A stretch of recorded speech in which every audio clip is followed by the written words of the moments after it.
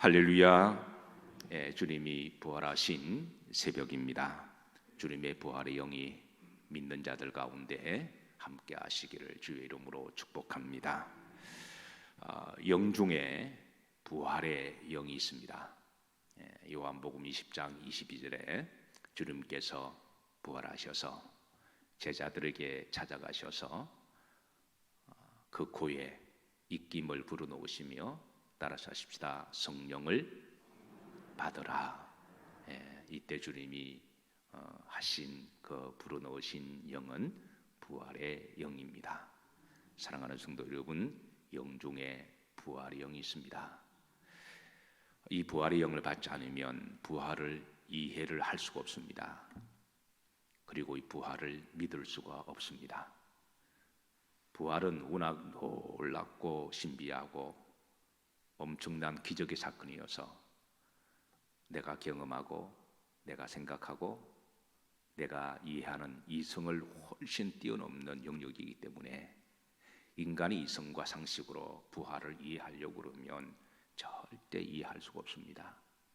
부활은 오직 믿음으로 믿어야 이해가 되는 것이고, 그리고 무엇보다도 부활의 영이 내 속에 있어야 부활이 믿어집니다. 사랑하는 성도 여러분, 우리 그리스도인들은 부활을 믿는 사람들입니다.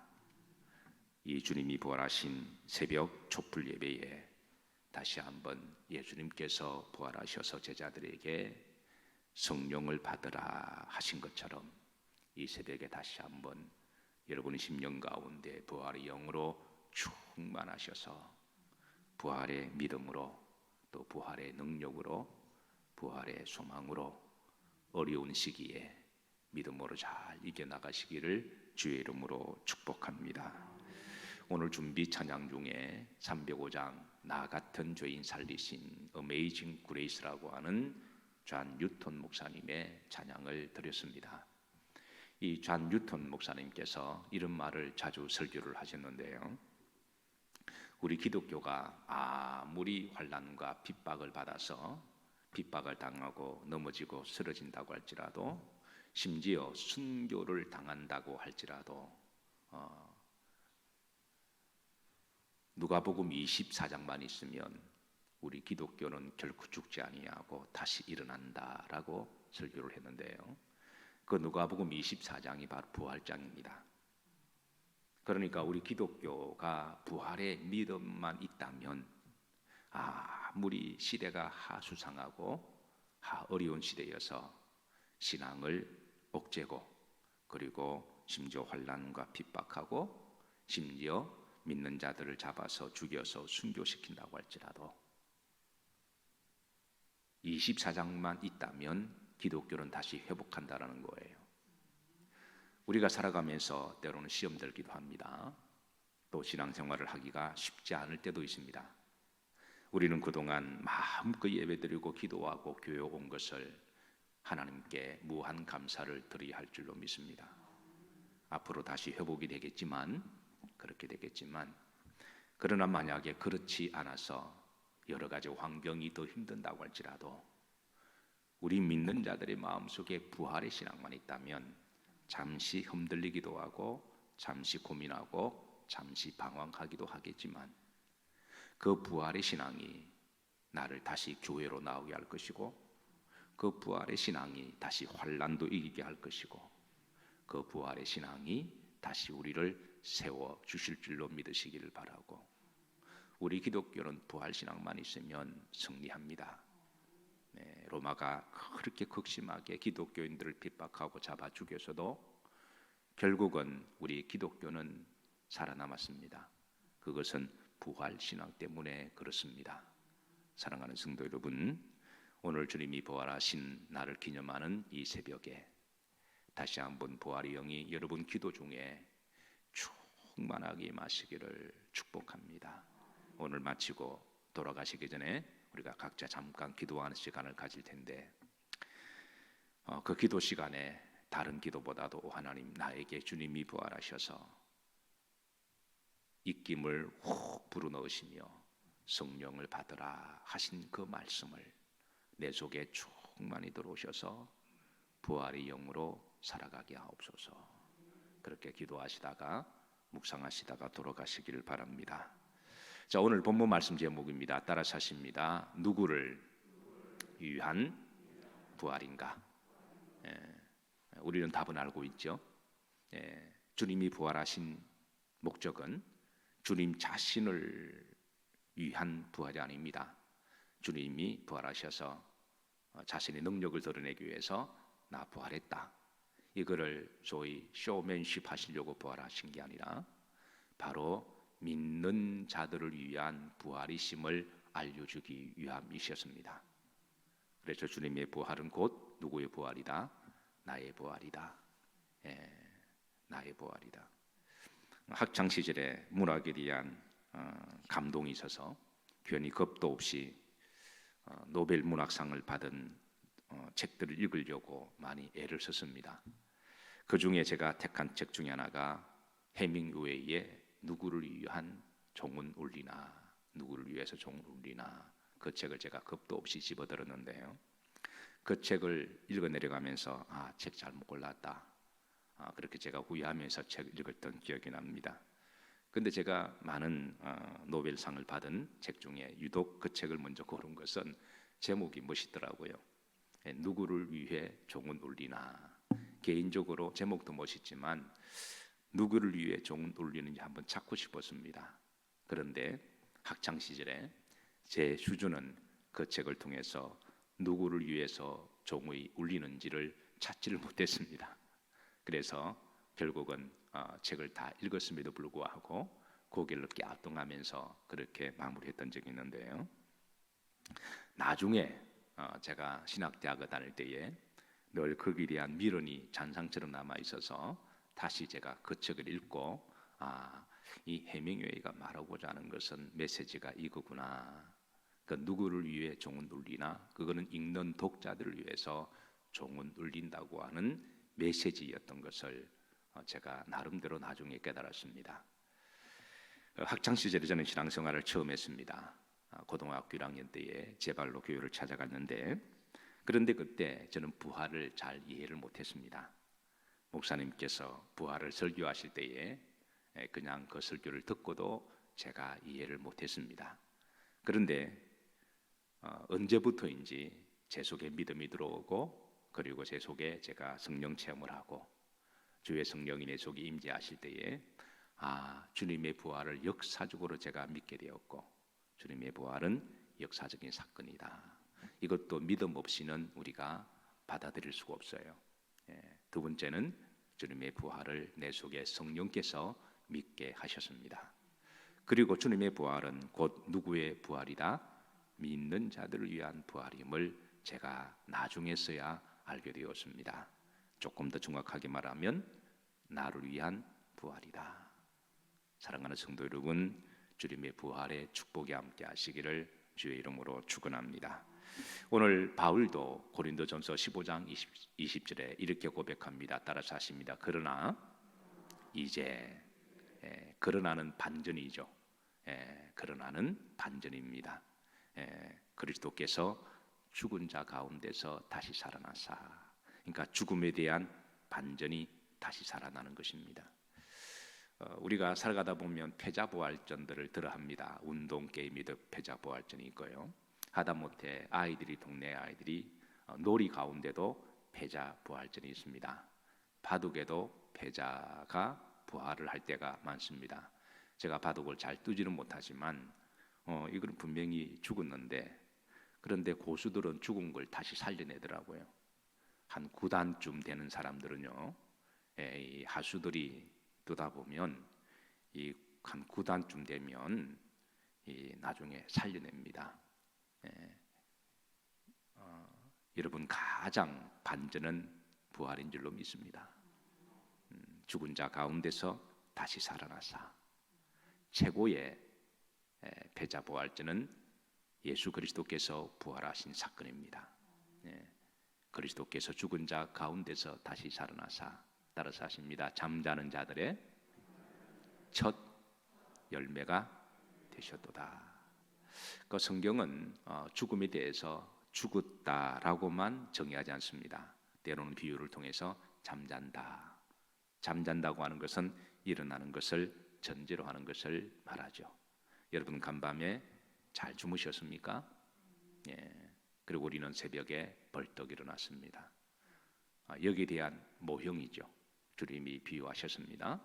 우리 그리스도인들은 죽는 것이 아니라 잠자고, 그리고 그 다음 날 일어나면 하나님은 우리의 영을 하나님 나라에 다시 벌떡 일어나게 하실 것에 대한 이제 예언적인 말씀이기도 합니다. 잠자는 자들의 뭐가 되셨도다? 첫 열매가 되셨도다. 이 첫 열매라는 말은 히브리적 용어입니다. 이게 원래 신약적 용어는 아니에요. 히브리인들 구약적 신앙 의미 가운데 바쿠림이라고 하는 신앙이 있습니다. 바쿠림은 첫 열매라고 하는 것이죠. 가령 이제 목동이 양을 키우다가 여러분 양이 주는 게 참 많습니다. 그 양이 주는 것 중에 하나가 이 새끼를 낳는 거라고 말할 수가 있죠. 그 양이 새끼를 낳고 또 그 새끼가 새끼를 낳고 그렇게 해서 그게 이제 참 이 주인을 위해서 그렇게 헌신을 하는데요. 그런데 하나님의 생명의 법칙 중에 신비 중에 별일이 없으면 이렇게 임신을 하고 출산을 하도록 하나님이 원래 그렇게 만들어 놓으셨어요. 그래서 우리가 자연스럽게 출산을 하거나 이 새끼를 가축들이 낳는 것을 보면 지극히 당연하게 생각해서는 안 됩니다. 하나님이 그렇게 생명의 신비의 섭리를 만들어 놓으셨으니까 우리는 그럴 때마다 정말 감사함으로 받아야 될 줄로 믿습니다. 그런데 사람이든 짐승이든 가끔 이렇게 불임이 있습니다. 그래서 특별히 이제 양을 키우는 이 목자들은 그 양이 새끼를 낳는 것은 그건 참 재산이잖아요. 그래서 그 새끼를 낳는지 못 낳는지 이거를 처음에 유심하게 관찰하는 것이 바로 첫 번째 새끼입니다. 만약 양이 첫 번째를 낳을 수가 있다면, 임신의 능력이 있다면 두 번째, 세 번째도 낳을 수 있다는 거잖아요. 그래서 첫 번째를 낳지 못하면 두 번째도 열매를 맺지 못한다는 것을 의미합니다. 그건 불임이라고 하는 거죠. 그래서 첫 번째 새끼를 낳으면 그 첫 번째 것을 바쿠림이라고 이야기합니다. 그래서 생명을 잉태케 하시고 생명을 주신 분은 누구시다? 하나님이시다. 그래서 첫 번째 것을 하나님께 고스란히 다 드립니다.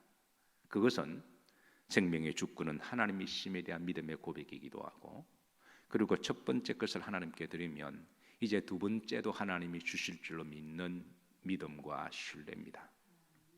그리고 세 번째도 주실 것에 대한 믿음과 신뢰입니다. 그래서 우리 기독교에서 이제 이 바쿠림 신앙을 강조하고 있는데요. 이거는 이제 올리브 나무를 심어도 마찬가지입니다. 올리브 나무는 한 수천 년을 살기도 해요. 기본적으로 뭐 600년, 700년 살기도 하고 2000년 사는 것도 있고, 그래서 겟세마네 동산에 예수님이 기도하셨던 그 올리브 나무가 지금도 가면 기념수로 그렇게 철장으로 잘 보호를 해놓고 있는 거죠.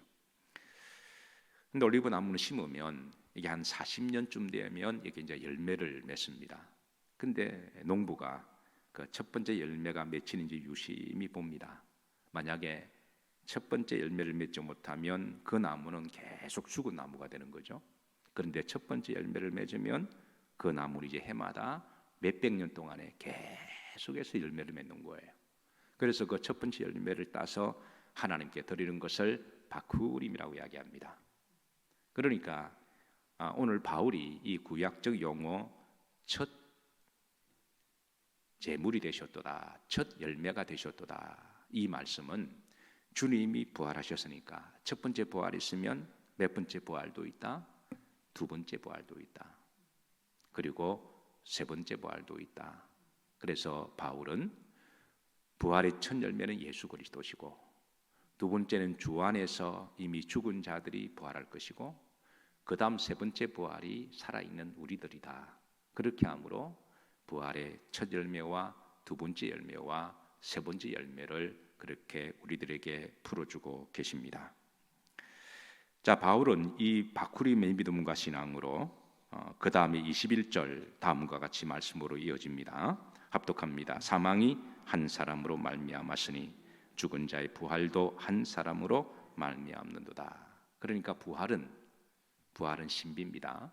부활의 시작은 예수님이 부활하심으로 이제는 주님을 믿는 자들에게 이제 두 번째 부활도 있고 세 번째 부활도 시작되었음을 그렇게 알려주고 있습니다. 사진 한번 보도록 하십시다. 사진 제가 찍은 사진입니다. 한 7, 8년 전에 양재꽃시장에 가서 한 500원짜리, 1,000원짜리도 안 되는 그런 이제 그 꽃을 화초 같은 걸 사서 땅에 심었는데 요게 해마다 삭이 나요. 처음에는 몇 개 심었는데 이게 해마다 조금 번지면서 이렇게 삭이 나요. 그래서 저는 이제 가끔 이것을 볼 때마다 참 신기합니다. 분명 겨울에 땅이 이렇게 두껍게 얼어붙어서 이렇게 삽으로 쳐도 탱탱 튕기던 그 땅이 이 봄이 되면 저 연약한 새순이 처음에는 이렇게 고개 살짝 내밀 때 마치 그 저만의 고백인데 부활이다 하면서 올라오는 것 같아요. 그래서 해마다 이게 점점 많아지는 게 저는 너무나 고맙고 감사합니다. 한 개 1,000원씩만 계산해도 10개면 10,000원이고 제가 새끼를 하면서 몇 개 안 심었거든요. 근데 해마다 이게 늘어나요. 그래서 이게 피면 꽃이 의외로 참 이뻐요. 여러분, 하나님이 부활의 생명과 신비와 모형을 우리 삶 가운데 많이 숨겨 놓으신 줄로 믿습니다. 우리가 이런 걸 보면서 부활이 없다라고 말하는 것은 우리의 생명의 탄생 자체를 부인하는 것과 똑같다고 저는 그렇게 생각해요. 자, 그 다음 사진 좀 보도록 하십니다. 이렇게 올라오는 새싹이 여러분 신비롭지 않으신가요? 이거를 자세히 보고 있으면 마치 이게 나는 부활이다라고 외치는 것 같습니다. 그 다음 보시죠. 그 다음 보시죠. 여러분, 이게 어떤 새싹일까요? 이거는 백합입니다. 그래서 우리가 부활절이 되면 이제 앞에 우리가 이제 백합을 통해서 부활을 기념하기도 하는데요. 저는 병아리가 알에서 깨어날 때, 그 알에서 이렇게 톡톡 깨고 탁 나올 때 부활이다 하는 것 같습니다. 어릴 때 닭을 키운 적이 있습니다. 한참 호기심도 많고 직구들 때에 저는 제가 참 신기한 것 중에 하나가 어떻게 그 연약한 닭이 하루 만에 딱딱한 알을 몸에서 만들 수 있는가, 저는 이게 너무 궁금했던 거예요. 그래서 하루만 지나면 그 용서하시고 들으세요. 똥구멍에서 닭알이 이렇게 톡톡 떨어지는데 하루는 제가 너무 궁금해서 창고에 닭알이 낳는 그 창고에 구멍을 뚫어서 제가 이렇게 본 적이 있어요.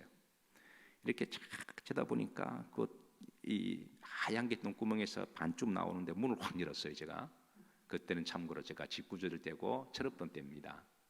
그러니까 알이 나오다가 쏙 들어가더라고요. 근데 제가 이런 거 말하면 안 되는데 그때는 직구조 썰 때에 그게 너무 신기하고 궁금해서 그 구멍을 좀 해부를 하고 싶어서 못을 가지고 그 알을 꺼내고 하다가 그 닭이 죽었어요. 제가 많이 개인적으로 회개를 했습니다. 그런데 그 정도로 제가 신기하고 궁금했던 적이 있어요. 그리고 또 어떤 이제 닭은 그 알을 품고 있다가 또 이렇게 때가 되면 톡톡톡 깨고 병아리가 돼서 나온 모습을 보고 제가 그때는 잘 몰랐는데 세월이 지나고 보니까 그 병아리가 부활이다 하는 것 같더라고요. 나는 부활이다. 애벌레가 이 집에서 나와서 나비로 날아갈 때 마치 그 애벌레가 나는 부활이다 하는 것과 같습니다. 우리는 밤이 되면 잠을 잡니다. 어떤 분들은 주무실 때 죽은 듯 잠을 주무시는 분이 계세요. 누가 어부가도 잘 모르고 그리고 정말 푹 잠을 주무십니다. 무슨 말을 해도 듣지 못하고 저런 잠을 잘 자는 것도 축복인 줄로 믿습니다. 그래서 충분하게 잠을 주무시고 새벽이 되는 아침에 일어나서 기지개를 쫙 펼 때 부활이다 하는 것과 같습니다. 사랑하는 성도 여러분, 저는 여러분들이 밤에 잘 주무시고 하나님이 사랑하는 자들에게 잠을 주신다 하셨는데 새벽에 일어나셔서 아침에 일어나셔서 부활이다. 하나님 오늘도 나에게 새 생명을 주셔서 감사드립니다. 그렇게 날마다 고백할 수 있으시기를 주의 이름으로 축복합니다. 그러나 이제 그리스도께서 죽은 자 가운데서 다시 살아나사, 다시 살아나다, 이 말을 아나스타시스라 그럽니다. 헬라 말로. 이 아나는 다시고 스타시스는 일어나다라는 말인데요. 이 말은 헬라 성경 가운데 전방위적으로 사용되는 말이었어요. 이 아나스타시스를 부활이다, 부활로 그렇게 사용하거든요. 그런데 우리가 이 전방위적으로 성경에 보면 우리가 주저앉았다가 다시 일어날 때도 아나스타시스라고 써요. 우리가 살아가다 보면 절망하고 낙심하고 주저앉아 있을 때에, 그때 우리가 믿음으로 다시 일어날 때에 아나스타시스 부활이다라는 말을 씁니다. 우리가 이런 부활을 생활의 부활이다 그럽니다. 병에 걸렸습니다. 안전병이든 질병이든, 그래 주님께서 안전병이에게 일어날지어다, 아나스타시스라고 하는 것은 우리가 병에서 다시 일어날 때 부활이다 그럽니다. 성경에 이 부활이라는 용어를 단지 죽은 사람이 다시 일어났을 때만 쓰는 용어가 아니라 삶 전방위적으로 쓰는 용어입니다. 그러니까 부활은 우리의 영생에 대한 믿음도 있지만 내 실존의 삶과도 연관되어 있다는 거죠. 그래서 바울은 고린도전서 15장 20절에 그러나 이제 그리스도께서, 그러나는 죽음에서 반전이고 이제는 지금을 이야기합니다. 그리스도와 함께 살아가는 성도들은 지금부터 부활의 영이 함께 하신다는 거죠. 시험 들었다가 다시 회복하는 것 부활입니다. 아나스타시스죠. 낭망하다가 다시 소망을 가지는 것 부활입니다. 그리고 여호와께로 멀리 떠났다가 탕자가 다시 돌아올 때 그건 아나스타시스 부활이라 그럽니다. 그리고 궁극적으로 우리 기독교에서 말하는 부활은 죽음에서 다시 육체로 다시 부활하는 것, 그것을 부활이다 그럽니다. 사랑하는 성도 여러분, 다시 한번 주님의 부활을 기념하는 부활절 새벽과 오늘 이 부활의 영이 우리 믿는 자들 가운데 함께 하셔서 혹이라도 낙심하고 절망한 이들이 있으면 다시 소망으로 일어나시고, 혹이라도 불신앙으로 여호와를 좀 멀리 떠난 분이 계시면 다시 돌아오셔서 믿음으로 부활하시고, 그리고 또 가정이나 또 직장이나 기업이 다시 일어남으로 부활하시고, 그리고 또 무엇보다도 우리의 영원한 이 생명, 언젠가는 우리 모두가 다 잠자게 될 것인데 다시 영으로 부활하셔서 영생에 대한 천국의 부활의 소망으로 살아가시고 승리하시기를 주의 이름으로 축복합니다. 기도합니다. 부활의 영이 믿는 자들 가운데 함께 하셔서 주께서 제자들에게 찾아가심으로 성령을 받으라 하신 것처럼 오늘 시공을 초라하시는 성령께서 이 날을 예비하고 기도하는 사랑하는 종들의 영 가운데 부활의 영으로 충만하게 불어넣어 주옵소서. 다시 부활의 삶으로 살아가게 하옵시고, 부활의 소망으로 살아가게 하옵시고, 부활의 능력으로 승리하게 하옵소서. 예수님 이름 받들어 축복하며 기도하옵나이다.